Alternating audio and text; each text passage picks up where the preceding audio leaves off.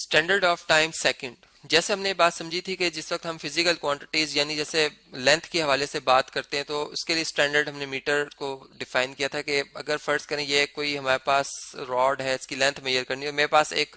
एक इंस्ट्रूमेंट है जी, इसकी मदद से मैं इसका मुवाजना करता हूँ कि ये कितने टाइम्स इस येलो वाली स्टिक से रखने से ये इसके बराबर बनता है। तो फर्ज करें मैं ऐसा इसको रखता हूँ और मैं देखता हूँ कि ये 8 टाइम या 9 टाइम जो है ये येलो स्टिक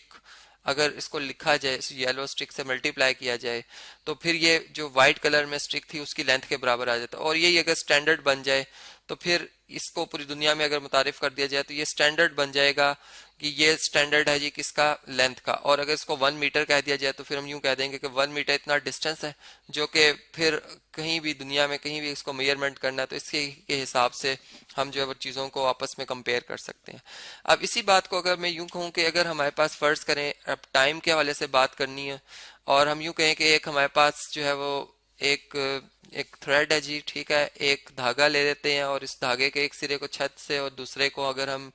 इसके साथ कोई एक मैसिव चीज यानी एक ऐसी चीज जिसका कोई मैस हो, ज्यादा मैस हो, उसको अटैच कर लेते हैं। और अब अगर मैं इस बॉल को जो है वो धकेलता हूँ, यहाँ तक लाता हूँ, ठीक है, यानी इस पोजीशन तक ले आता हूँ, इससे मैं ए पोजीशन कह देता हूँ। और जब मैं छोड़ता हूँ तो ये वापस अपनी उसी बी वाली पोजीशन की तरफ आएगा, लेकिन फिर ये इसी तरह से इस इधर से बी से होता हुआ सी पोजीशन पे आ जाएगा और इस तरह से ये मूव करता रहेगा अपने इस बी पोजीशन के इर्द गिर्द। अब अगर मैं देखना हो कि ये कितनी देर में इधर से उधर पहुंच रहा है, यानी सी से बी पॉइंट पे पहुंच रहा है और बी से ए, तो इसके लिए ये जो टाइम है बेसिकली इसको कैलकुलेट करना होगा यहाँ पर हमें। और अगर हमने टाइम कैलकुलेट करना है तो फिर इसको आया किस तरह से कैलकुलेट किया जाए, अब ये क्वेश्चन है। तो इसी तरह अगर हम हिस्ट्री उठाते हैं तो हिस्ट्री में जो बहुत यानी हम यूं कह सकते हैं कि एडीज की बात है, 1900 एडीज की। एडीज मींस के ये जो हमारे पास हम यूं कह सकते हैं after the birth of Christ. तो इसमें इस तरह से है कि उस दौर से ही जो है ये चला आ रहा है कि एक दिन को जो हमारा एक सोलर डे होता है इसको 24 पे जब डिवाइड किया जाता है तो हमारे पास जो है वो एक यानी घंटा आ जाता है। हम यूँ कह सकते हैं कि 24 घंटे जो है वो एक दिन को रिप्रेजेंट कर रहे हैं। फिर अगर एक घंटे को, 1 आवर को अगर हम मजीद 60 पे डिवाइड करते हैं तो हमारे पास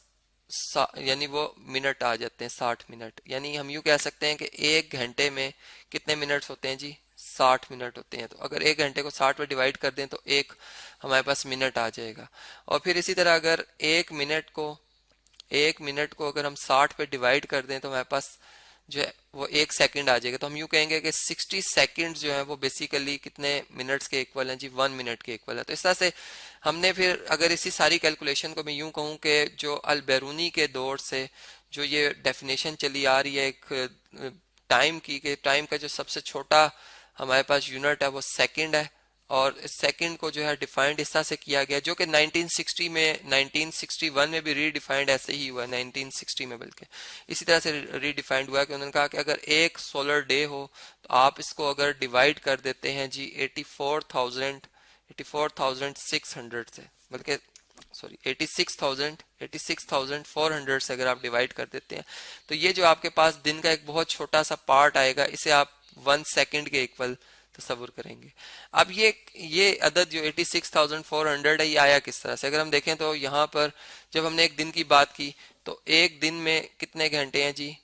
24 घंटे हैं, ठीक है, 24 घंटे आ गए। अब 24 घंटे में हर एक घंटे में कितने मिनट्स हैं, 24, यानी हम यूँ कह सकते हैं हर एक घंटे में जो है वो 60 मिनट है, ठीक है, 60 से मल्टीप्लाई करेंगे। फिर हर एक मिनट में कितने सेकंड है, 60 सेकंड है। तो इस तरह से अगर हम इन सारी वैल्यूज को आपस में मल्टीप्लाई करते हैं तो ये 86,400 हमारे पास ये नंबर आता है। तो इस तरह से बात वही है लेकिन उसको जरा रीडिफाइंड करके इस तरह से बयान कर दिया गया। फिर इससे और फर्दर यानी जो जैसा मैंने कहा कि ये बॉल या बॉब इधर से इधर, इधर से उधर, ये कितनी देर में पहुंचेगा। अब ये वो क्वेश्चन था जो कि हमारे लिए इसको फाइंड करना है घड़ी की मदद से, जिसको हम स्टॉप वॉच कहते हैं, वो मुश्किल था। तो स्टॉप वॉच का जो कंसेप्ट है उसकी जो मैन्युफैक्चरिंग है वो ऐसे ही की गई है कि उसमें फिर ड्यूरेशन जो है वो उसको मॉडर्न तरीके से डिफाइन किया गया और यूं कहा गया कि जो मॉडर्न जो डेफिनेशन है हमारे पास टाइम के हवाले से 1 सेकंड की, टाइम नोट कर लिया गया था कि जी इतना जो पार्ट होता है एक दिन का वो 1 सेकंड के इक्वल है। अब उसको उन्होंने रीडिफाइंड ऐसे किया कि हमारे पास जो सीजियम जिसका एटॉमिक मास नंबर जो है हमारे पास वो 133 होता है। ये आप देख सकते हैं कि ये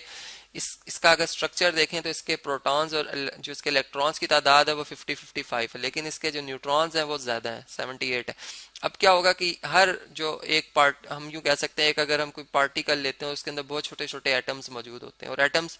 जो है वो अपनी यानी बॉन्डिंग उन्होंने, या इस तरह से हम कह सकते हैं कि वो आपस में जो है वीक जो फोर्सेस उनकी वजह से ये अटैच होते हैं। अब ऐसा है कि वो हमें जो है वो कांस्टेंट नजर आते हैं, लेकिन वो जो होते हैं वो वाइब्रेट कर रहे होते हैं। उनके अंदर जो शेल्स होते हैं, इनमें जो ये इलेक्ट्रॉन्स हैं, अगर हम देखें जो कि न्यूक्लियस के बाहर मूव कर रहे होते हैं इलेक्ट्रॉन्स, वो एक शेल से यानी एक एक अपनी स्टेबल पोजीशन से अनस्टेबल पोजीशन तक, यानी एक शेल से दूसरे शेल और दूसरे शेल से पहले शेल, इस तरह से वाइब्रेट कर रहे होते हैं। और वो वाइब्रेशन जो होती है वो इतनी क्विक हो रही होती है कि हमें बज़ाहिर वो जो है वो नज़र नहीं आती, हमें वो एक रेस्ट पोजीशन पे ही नज़र आ रहे होते हैं। वो वाइब्रेशन जो है वो हमने देखी कि जिसको कि हम फ्रीक्वेंसी भी कह सकते हैं, कि एक हम यूं कह सकते हैं कि एक सेकंड में जितनी ज़्यादा वाइब्रेशन होती है वो उसकी फ्रीक्वेंसी डिफाइन करती है। तो यहाँ पर हमने देखा कि ये जो वाइब्रेशन कर रहे होते हैं वो अगर मिलियंस बिलियंस में देखें तो वो 9 बिलियन, 19 मिलियन, ठीक है, 19 मिलियन, 26 लाख 31,770, बहुत ज़्यादा वाइब्रेशन है। ये इतनी ज़्यादा वाइब्रेशन जितनी देर में करते हैं